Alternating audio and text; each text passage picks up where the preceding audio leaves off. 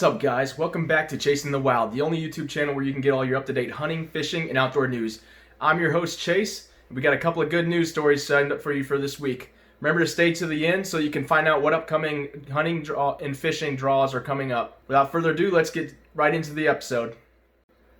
Alright guys, our first news story comes this week out of Utah.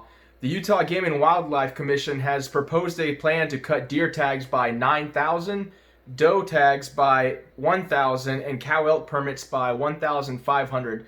That's a lot of tags being cut. As bad as that sounds, this past October, Utah actually announced that it was doing amazing on its deer population and that they had the best deer population they've had in over 25 years.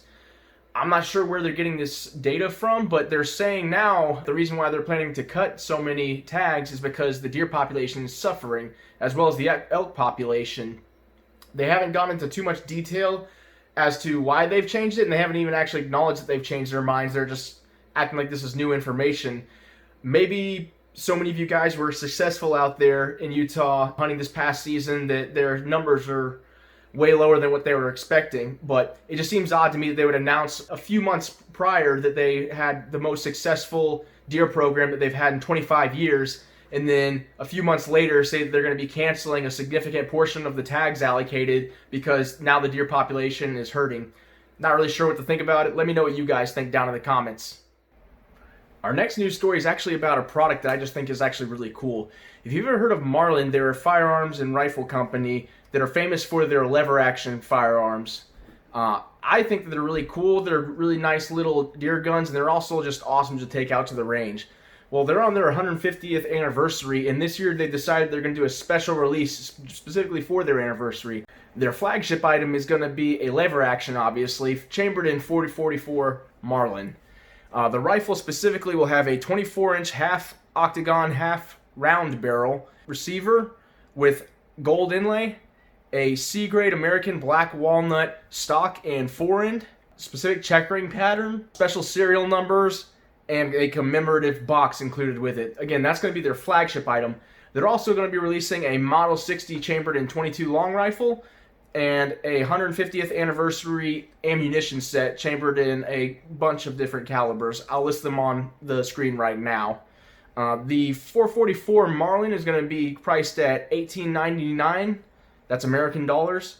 $3.99 will be for the Model 60 and .22 long rifle, and the ammunition will depend obviously by caliber as usual.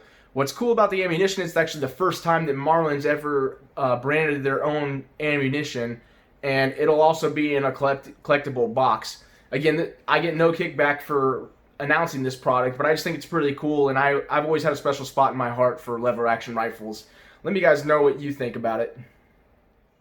Alright, if you remember from last week's episode, I announced that Alaska was going to be canceling part of its hunting season to spring bears for non-residents coming up.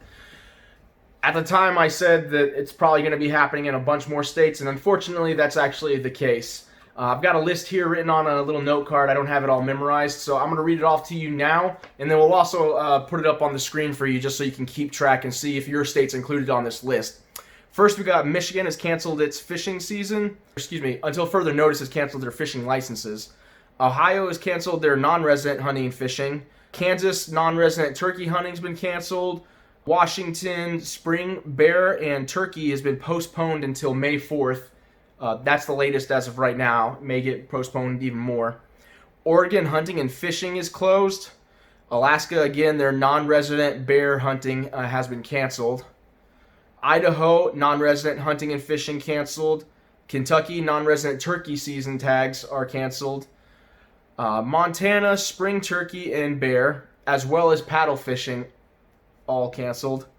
Maryland, fishing and hunting, but only if you're not hunting or fishing for food. They specifically said if you're hunting and fishing for food for your family, then it's good to go. I'm not really sure who hunts not for food. And fishing, I guess you can be a sports fisherman and not fish, but if you would like to keep your catch, then you can. Or at least if you're going to go fishing, you should probably say that that's what you're trying to do. I know there's a lot more states out there that haven't officially canceled fishing seasons or hunting seasons, but for example, in South Carolina right now, all public boat landings and docks are closed. So there's a lot more states that aren't on this list that fishing itself may not be canceled, but you don't have the access to actually go do those. So I would still not use this list as a check off to see if your state's legal. I would instead just check to see if your state has any public announcements regarding its upcoming season. Hopefully that's going to be the end of this list, and hopefully this is only going to be a temporary thing for at least the next month or so. It's probably going to affect turkey season in a lot of states, but hopefully that's going to be the limit of the extent of this COVID-19 effect on upcoming hunting and fishing. I'll keep you guys updated as best as I can, though, and I'm going to try to keep a more composited list of all states that have closures. I mentioned a few episodes back about state parks being closed. You really need to make sure that you're checking in your state whether or not you're allowed to be out. That's just the way this situation is panning out right now.